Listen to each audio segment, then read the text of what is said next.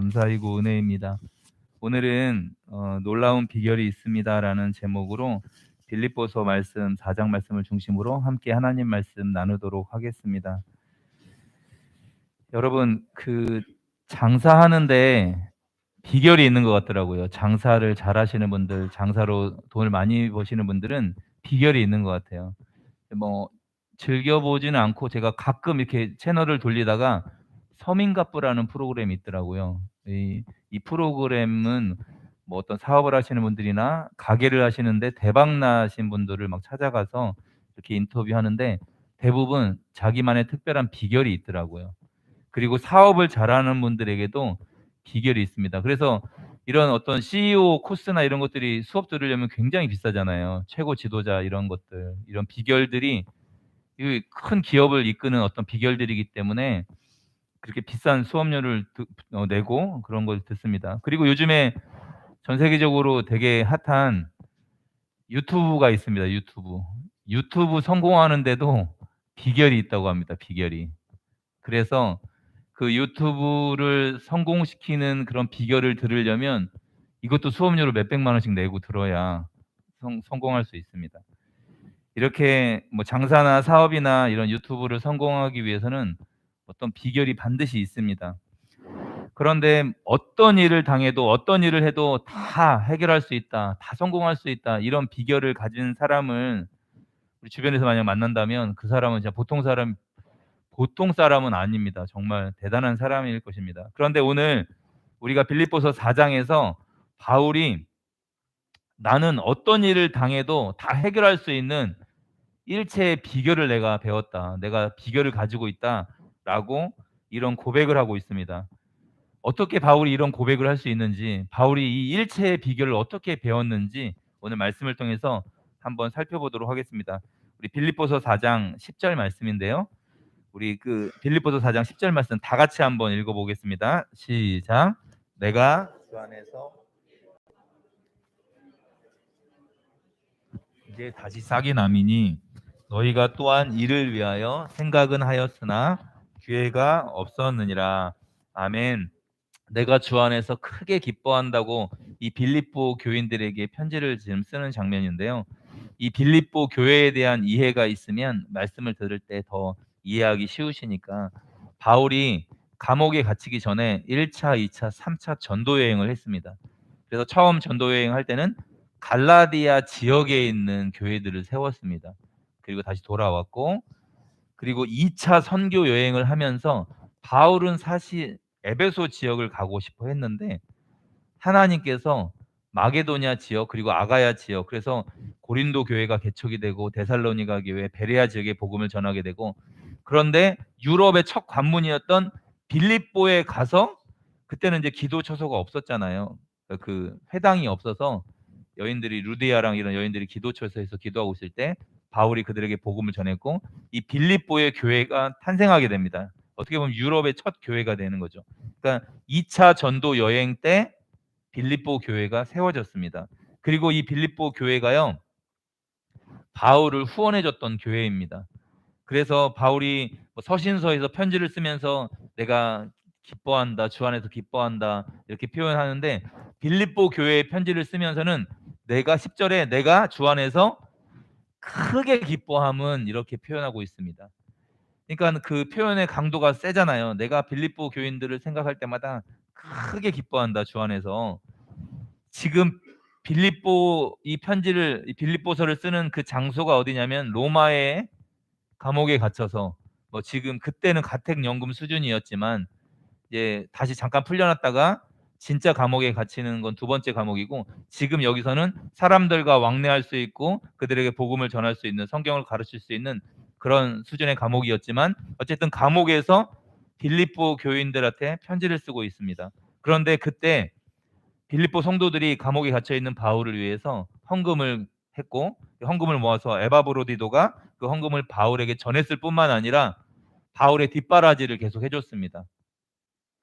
그래서 바울은 이 모든 일에 대해서 빌립보 교인들에게 내가 주 안에서 크게 기뻐함은 너희가 나를 생각하던 것이 이제 다시 싹이 남이니 너희가 또한 이를 위하여 생각은 하였으나 기회가 없어지리라. 그러니까 너희가 나를 계속 생각하고 있다. 또 나를 위해서 헌금을 보내주었다. 이렇게 이야기하고 있습니다. 그러니까 바울은 범사에 항상 기뻐하라, 쉬지 말고 기도하라, 범사에 감사하라 이런 표현들을 하잖아요. 그러니까 바울은 항상 기뻐하는 삶을 살았습니다. 그리고 모든 일에 감사하는 사람이었습니다. 그러니까 바울의 사역에서 바울의 이 편지를 보면 기쁨과 감사가 항상 넘쳐나요.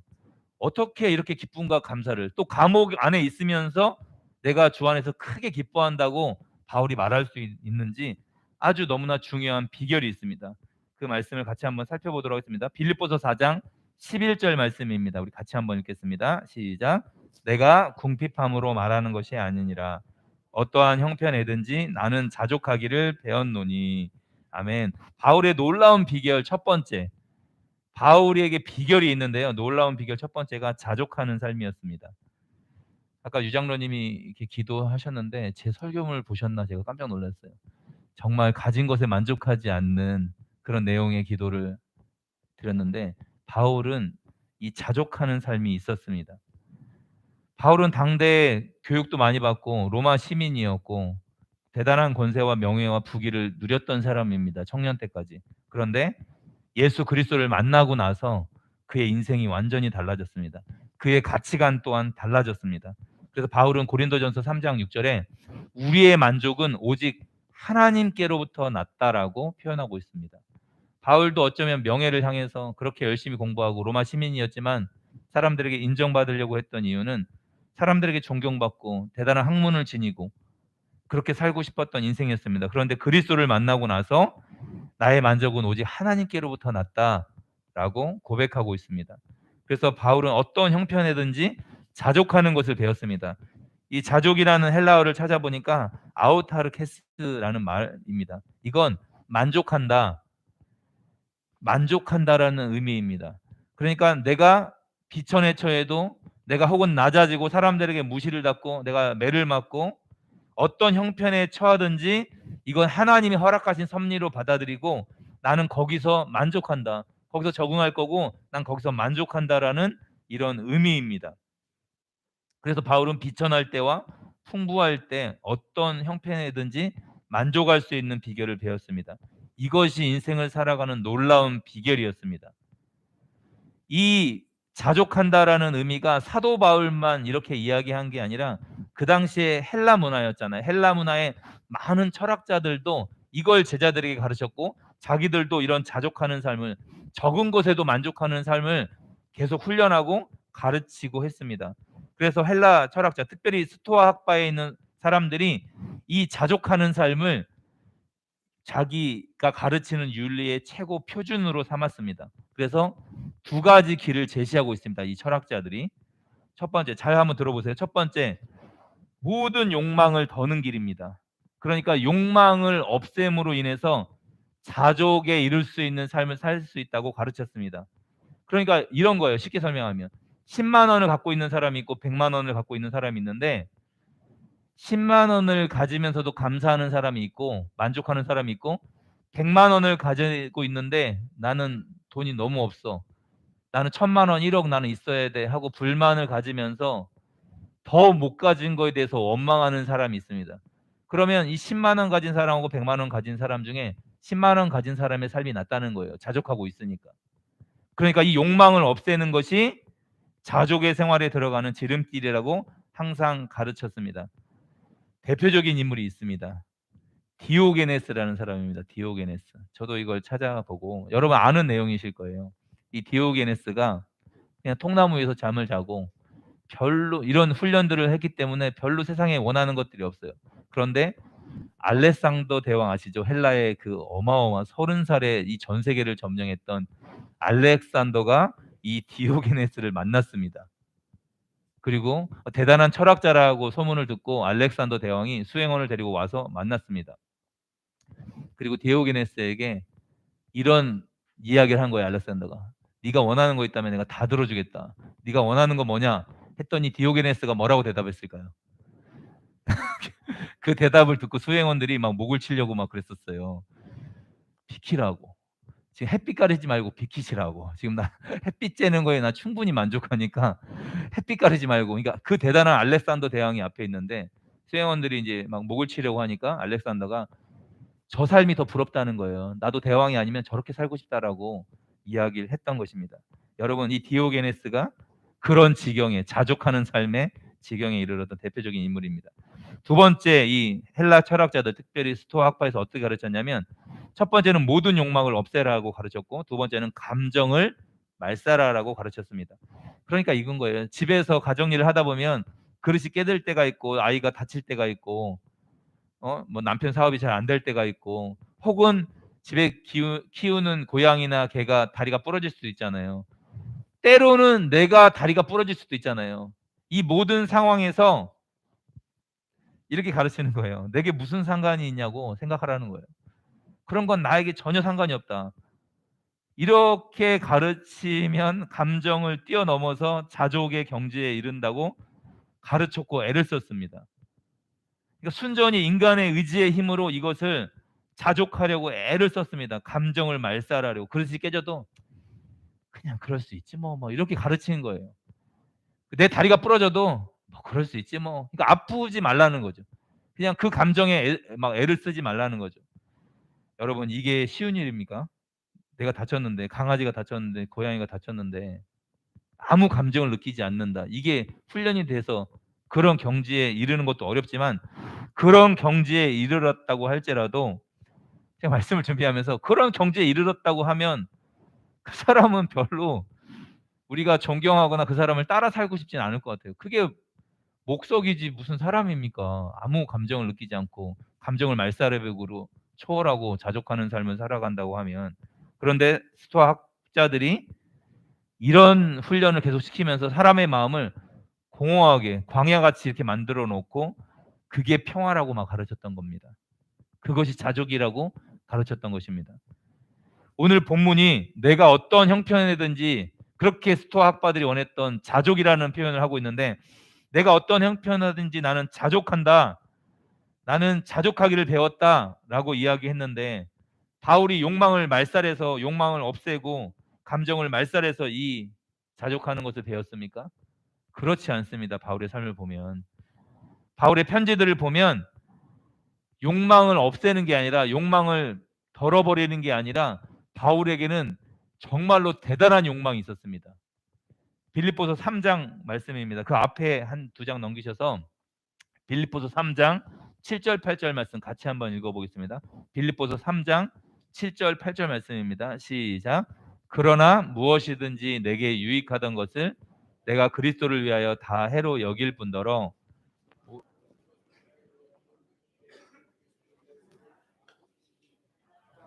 당하기 때문이라. 내가 그를 위하여 모든 것을 잃어버리고 배설물로 여김은 그리스도를 얻고. 아멘.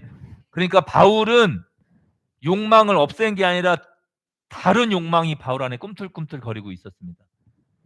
자기도 대단한 학문에 대단히 공부를 많이 하고 권세도 로마 시민의 권세가 있었지만, 이 모든 것들을 배설물을 여길 만큼 그리스도를 더 발견하고 그리스도를 얻고 싶은 욕망이 있었습니다. 그러니까 예수 그리스도를 만나고 나서 바울은 그 헬라 철학자들처럼 욕망을 없애는 자족이 아니라 이 욕망이 더 마음속에서 막 들끓은 거예요. 나 그리스도를 더 알고 싶다. 8절 말씀에 모든 것을 해로 여김은 내 주 그리스도 예수를 아는 지식이 가장 고상하기 때문이다. 그러니까 바울의 욕망은 더 불타올랐어요. 나는 그리스도를 더 알고 싶다. 더 그리스도와 하나가 되고 싶다. 내가 그를 위해서 모든 것을 잃어버릴 수 있다. 그건 다 배설물이다. 나는 예수 그리스도만 있으면 된다라고 바울은 고백했습니다. 그리스도를 소유하게 된 다음에 다른 모든 세상의 욕망에 대해서 바울은 죽었습니다. 그 마음속에서 사라졌습니다. 성공하고 싶은, 남들에게 인정받고 싶은 삶, 바울에게는 전혀 없었습니다. 복음을 전하다가 매를 맞아도 바울의 기쁨은 멈출 수가 없었습니다. 그리고 이 그리스도를 말미암아 진짜 구원을 받고 나니까 바울이 얼마나 기쁘고 또 얼마나 즐겁고 얼마나 만족한 삶인지, 세상의 욕망이 자연스럽게 사라지는 삶이었습니다. 그러니까 바울이 욕망을 없앰으로 자족에 들어간 것이 아니라 욕망이 더욱 불탐으로 자족의 삶으로 들어갔다는 것입니다. 그리고 아까 감정에 대해서 그릇이 깨졌을 때 어? 자기 주변의 사람들이 고통받을 때 그런 고통을 느끼지 말라라고 이야기했는데 바울은 그 고통이 더 심했습니다. 감정을 말살한 게 아니라 내 민족이 이스라엘 백성들이 예수 그리스도를 모르고 영원한 멸망으로 지옥으로 간다는 게 바울에게는 그치지 않는 고통이었습니다. 로마서 9장에 보면 내가 큰 근심과 나에게는 그치지 않는 고통이 있다. 내 민족들이 구원 못 받은 이게 바울에게는 이 감정이 아플 만큼 자기 가슴이 아플 만큼 내 민족 구원할 수 있다면 내가 지옥에 가도 상관없다. 내가 그리스도에게 저주를 받아 끊어져도 내 민족이 다 구원받을 수 있다면 나 그거 원한다라고 바울은 고백했던 것입니다. 스토아 학파처럼 감정을 말살하고 자족에 이르는 게 아니라 이 그리스도를 만나고 나서 이 감정이 하나님의 사랑으로 충만했기 때문에 이 열방을 사랑하는, 이웃을 사랑하는, 자기 민족을 사랑하는 이것이 불타올랐습니다. 감정을 없앤 게 아니에요. 그 감정이 더 하나님을 향해 열정적으로 불타올랐습니다. 더 고귀한 감정을 소유하게 된 사람이었습니다. 그리스도를 사랑했고 하나님과 이웃을 너무너무 사랑했습니다. 그리고 그리스도와 내가 하나 될 때 바울이 느꼈던 이 참된 만족과 환희를 경험할 수 있게 되었습니다. 그리고 바울이 매를 맞거나 감옥에 갇혀서도 모든 것을 다 잃어버렸잖아요. 주변에 많은 사람들이 떠났고 자기를 배신하고 떠났고, 그런데 그는 부족을 느끼지 않았습니다. 억울하게 매를 맞고 빌립보에서 신라와 함께 갇혔을 때 그 감옥에서 찬송이 터져 나왔습니다. 하나님을 예배하는 삶이었어요. 그때 막 옥터가 흔들리고 막 그 옥문이 열리는 그런 사건들, 그리고 그 간수의 집이 다 구원을 받게 되는 놀라운 사건이 빌립보 지역에서 있었습니다. 그러니까 매를 맞고 감옥에 갇혀도 바울은 찬송이 터져 나온 사람이었습니다. 기쁨과 감사가 터져 나온 사람이었습니다. 두 번째 로마 감옥에 투옥되어서 얼마 안 돼서 교수대에 오를 수밖에 없는 운명이 있어서도 전혀 후회 없는 삶이었습니다. 내가 달려갈 길을 다 마쳤다. 내가 주 안에서 충분히 내가 기뻐한다. 그리고 영광의 면류관이 준비되어 있다고, 이제 곧 죽으면 그리스도를 만나는 그 영광에 사로잡혀 있었던 사람이었습니다. 여러분, 구약에 이런 인물이 바울과 같은 사람이 또 있었습니다. 우리 찾지는 마세요. 제가 한번 읽어드리겠습니다. 하박국 3장 17절 18절 말씀인데요. 비록 무화과 나무가 무성하지 못하며 포도나무에 열매가 없으며 감람나무에 소출이 없으며 밭에 먹을 것이 없으며 우리의 양이 없으며 외양간에 소가 없을지라도 나는 여호와로 말미암아 즐거워하며 나의 구원의 하나님으로 말미암아 기뻐하리로다. 아멘. 여러분, 무화과 나무가 없고 포도나무 열매가 없고 감람나무 소출이 없고 밭에 먹을 것이 없고 우리의 양도 없고 소도 없습니다. 그러면 다 거덜났다는 겁니다. 완전 망했다는 거예요. 이 하박국이 이 갈대아 사람들에게, 바벨론 사람들에게 이 하나님의 민족이 막 그냥 공격당하는 것에 대해서 처음에는 너무 고통스러웠습니다. 하나님 어떻게 이럴 수가 있습니까? 저 악나라 민족에게 이 하나님의 백성 선민이 왜 고통당해야 합니까? 라고 이렇게 하나님께 질문하다가 하나님의 큰 구원의 경륜을 하박국이 깨닫고 나서, 아, 물이 바다를 덮은 같이 여호와의 영광을 모든 사람이 인정하는 것들을 이 하박국이 깨닫고 나서 뭐라고 고백하냐면, 하나님, 이 바벨론 사람 쳐들어와서 무화과 나무가 다 박살나고 포도나무 다 거덜내고 감람나무 소출없고 밭에 있는 것도 다 거덜내고 소 양도 다 끌고 가고 우리 처자식도 다 죽이고 해도, 하박국이 고백했던 거 뭐냐면, 나는 여호와로 말미암아 즐거워하며 나의 구원의 하나님으로 말미암아 기뻐하리로다. 장차 큰 재난이 다가올 것을 하박국이 알고 있었는데 나는 구원의 하나님으로 기뻐한다고 고백하고 있습니다. 바벨론을 사용하셔서 이스라엘이 완전히 무너지는 것을 처음에는 이해하지 못했지만 그보다 더 크신 하나님의 뜻을 발견하고 결국은 그 갈대 사람들도 무너질 것이고 하나님은 모든 열방을 구원할 하나님의 계획을 깨닫고 나서, 나는 내가 사는 이 모든 곳이 다 무너지고 내 주변에 있는 모든 것이 거덜날지라도 나는 구원의 하나님으로 기뻐한다라고 하박국이 고백하고 있습니다. 바울과 똑같은 고백입니다. 하나님을 정확하게 만난 사람, 그리스도를 내 안에 전부로 사는 사람의 고백이 이것입니다. 바울의 자족이 바로 여기에 있는 것입니다. 고린도후서 12장에 보면 사도 바울이 자기 가시를 없애달라고 육체의 질병이 있었습니다. 우리가 뭐 추측은 여러 가지를 하지만 간질이 있었다, 뭐가 있었다, 뭐 여러 가지로 추측을 하지만 정확하게 그 질병을 우리가 알 수는 없습니다. 그런데 우리가 알 수 있는 건 3번이나 기도했습니다. 하나님 고쳐주십시오. 내가 복음을 전하는데 내 병 하나, 남의 병은 다 낫게 하는 사람인데 내 병 하나 못 고치면 이게 좀 덕이 됩니까? 3번이나 주께 간절히 간구했는데 하나님이 고쳐주지 않았습니다. 내 은혜가 내게 족하다 라고 이야기하면서 하나님의 권능은 바울 너의 약한 데서 나타나는 거야. 너의 약함으로 인해서 하나님의 권능이 나타나는 거야. 그러니까 바울이 자기 육체의 가시는 고치지 못했습니다. 그렇지만 이 나의 약함으로 말미암아 하나님의 능력이 더 나타나는 것을 바울은 알았습니다. 그래서 언제나 자족하는 생활을 한 것이었습니다. 우리 4장 12절 빌립보서 4장 12절 말씀 같이 한번 읽어보겠습니다. 시작. 나는 비천에 처할 줄도 알고 배lun가 배고픔과 풍과 궁핍에도 처할 줄 아는 일체의 비결을 배웠노라. 아멘.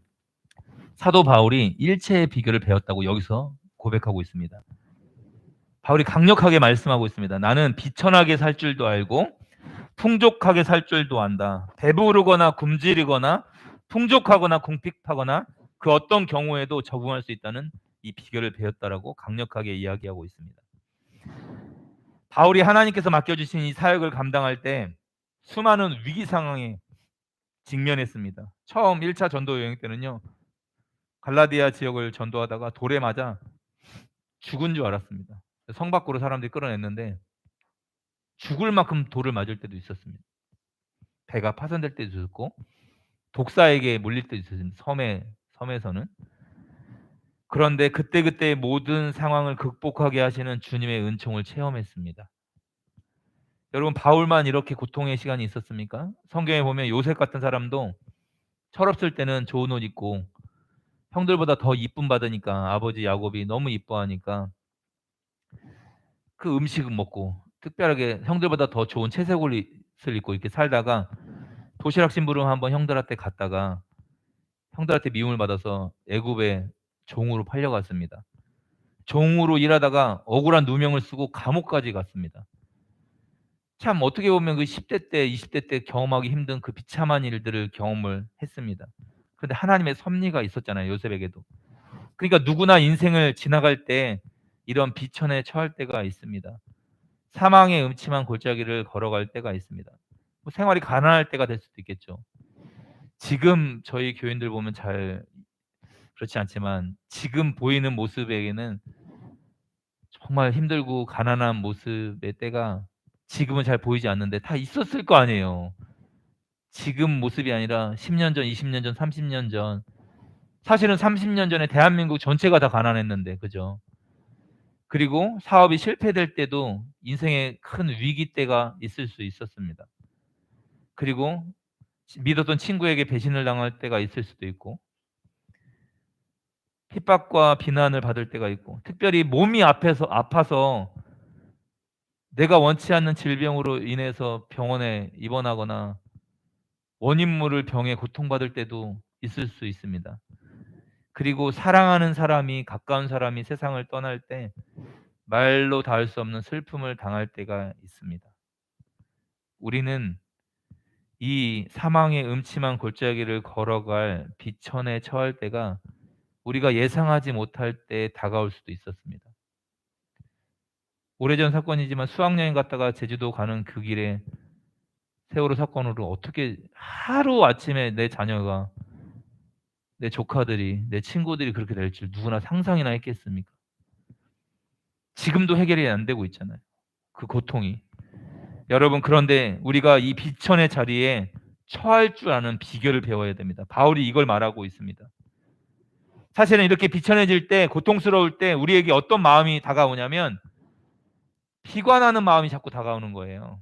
낙심하게 되고 포기해버리고 그리고 때로는 불평과 원망이 막 옵니다. 이렇게 막 뭐가 실패하고 배신당하고 뭐 사업에 실패하고 뭐가 안 될 때 자꾸 원망하는 거예요. 사람을 원망할 수도 있고 친구를 배신했던 친구를 원망할 수도 있고 사회를 원망할 수 있습니다. 때로는 국가를 원망할 수 있어요. 이 나라가 이런 꼴이냐고 막. 그리고 심지어 예수 믿는 사람들은 하나님을 원망할 때도 있습니다. 이런 사람들 주변에 심심치 않게 보게 됩니다. 하나님을 막 원망하는 거예요. 왜 나한테 이러시냐고 막. 우리가 이런 때를 이길 수 있는 비결이, 바울이 이 비결을 알려주고 있습니다. 바로 그리스도 안에 거하는 겁니다. 그리스도 안에 있는 거. 내가 얼마나 놀라운 구원을 받았는지를 다시 한번 생각하는 겁니다. 다시 십자가로, 다시 복음으로 돌아가는 것입니다. 여러분, 우리가 아무리 비천한 자리에 떨어질지라도 우리가 예수님보다 더 비천한 자리에 떨어질 수 있겠습니까? 한번 생각해 보세요. 예수님은 하나님이셨고 하나님의 아들이었습니다. 예수님의 영광은 무궁하셨습니다. 권세가 무한하셨습니다. 온 우주를 창조하신 창조주셨어요. 그런 분이 세상에 인간의 몸을, 처녀의 몸을 빌려서 태어나셨습니다. 세상에 내려오셔서 왕으로 오신 게 아니라 종의 형상으로 오셨어요. 종으로. 그리고 예수님이 친히 하신 말씀과 같이 여우도 굴이 있고 공중에 나는 새도 깃이 있는데 인자는 나는 머리 둘 곳이 없도다. 그리고 죄 없는 그분이 심판을 받아야 했고 오해받고 핍박을 받고 뺨을 맞고 침뱉음을 당하고 말할 수 없는 시험을 받게 되었습니다. 그리고 마지막 십자가에서 죽기까지 그 길을 걸어가셨습니다. 하나님이셨던, 하나님의 아들이셨던 예수 그리스도께서 우리를 살리기 위해서 죄 없이 이런 비천한 자리에 떨어지게 되었습니다. 그런데 우리를 위해서, 사랑하는 우리 자녀들을 위해서, 앞으로 예수 믿을 우리들을 위해서 그거를 참고 견디었습니다. 그리고 모든 것을 이기고 사망을 깨뜨리시고 3일 만에 부활하셔서 승리하셨습니다. 여러분, 이 그리스도 안에 우리가 거하게 될 때, 이 그리스도를 만나게 될 때 우리가 모든 그 비천한 그 자리, 사업이 안 되고 때로는 먹을 것이 없어서 고통받고 때로는 친구에게 배신당하고 때로는 사업이 내 생각보다 너무 심하게 실패가 될 때 우리가 그 상황을 이길 수 있는, 그 상황을 우리가 적응할 수 있는 일체의 비결은 무엇이냐면 내가 그리스도 안에 있고 그리스도가 내 안에 있다라는 것이 분명해질 때, 그리스도가 하나님이시면서 그렇게 비천한 자리에 떨어졌는데 내가 이렇게 비천한 자리에 떨어져 있는 거 합당하지, 그리스도도 이런 고통을 받았는데 나도 이런 고통받는 거 합당하지 라고 참고 견딜 수 있는 인내의 능력이 바로 주님 안에 거하는 삶입니다. 주님의 능력을 받으면, 그 안에서 능력을 받으면 모든 시험을 다 이길 수 있습니다. 그래서 그 자리에서 은혜를 받아서 하나님이 주시는 은혜와 능력으로 사업이 해결 안 되고 친구의 배신이 해결 안 되더라도 감사와 기쁨이 터져 나올 수 있는 건 정말 제대로 예수님을 만나면, 그 자리에서 예수님의 은혜를 경험하면 상황은 해결 안 돼도 우리는 만족할 수 있는 삶으로 나아갈 수 있습니다. 이것이 일체의 비결입니다. 또한 우리는 가난할 때뿐만 아니라 비천에 처할 때뿐만 아니라 풍부에 처할 줄도 알아야 됩니다. 어쩌면 이 풍부에 처해질 때가 비천할 때보다 더 큰 유혹이나 시험이 온다고 저는 생각합니다. 여러분, 이때 오는 시험은 무엇인지 아십니까? 육신의 정욕, 안목의 정욕, 이생의 자랑입니다. 아까 장로님 기도했던 것처럼 만족이 안 되는 거예요. 가난할 때는 그냥 먹고 사는 것만 돼도 행복해 할 것 같다가도 넉넉해지고 풍부해지면 만족이 잘 안 됩니다. 그러면 육신의 정욕, 이생의 자랑, 안목의 정욕, 그냥 예전에는 상상하지 못했던 것들을 자꾸 원하는 거예요. 그러니까 풍부할 때 더 조심해야 하는 것입니다. 그러니까 가난할 때는 정말 주를 위해 살다가, 어떤 그리스도인들은 그럴 수 있어요. 넉넉해지고 풍성해지면 그렇게 금요일에 와서 주일날 와서 간절하게 기도를 할까요? 풍부해지고 넉넉해지면 간절함이 사라질 수 있는 위험이 있습니다. 먹고 사는 게 어렵지 않으니까. 그러니까 풍부할 때 비결이 다른 게 아니라 넉넉하고 풍부하게 거할 때도 그리스도 안에 있어야 됩니다. 바울이 이걸 발견했다는 것입니다. 나는 비천에 처할 줄도 알고 나는 부유할 때도 있었다. 나는 풍부할 때도 이 풍부한 모든 것들을 하나님을 위해서 사용을 했고 주님 안에 거하는 삶을 살았겠죠, 바울이. 그러니까 이 풍부할 때도 이 모든 것이 하나님의 은혜인 것을 깨닫고 반드시 꼭 그리스도 안에 있어야 합니다. 그래서 우리가 어떤 형편에든지 자족할 수 있는 이 비결로 살아가야 합니다. 비천에 처할 줄도 알고 풍부에 처할 줄도 아는 비결. 이 비결은 다른 것 아닙니다. 빌립보서 4장 13절 말씀 제가 한번 읽겠습니다. 내게 능력 주시는 자 안에서 내가 모든 것을 할 수 있느니라. 바울은 자족하는 것을 배웠고 일체의 비결을 배웠습니다. 그때마다 바울이 경험했던 건 내가 모든 것을 할 수 있는데 내게 능력 주시는 자 안에서 내가 모든 것을 할 수 있다. 그러니까 내가 무슨 일을 풍부한 삶으로 많은 교회들을 도와주거나 많은 사람들을 도와줬을 때 이건 내 능력으로 한 게 아니라 내게 능력 주시는 자가 하신 거야. 이건 하나님이 하신 거야. 그러니까 주님이 하셨습니다. 하나님이 하셨습니다. 이렇게 고백할 수 있는 것입니다.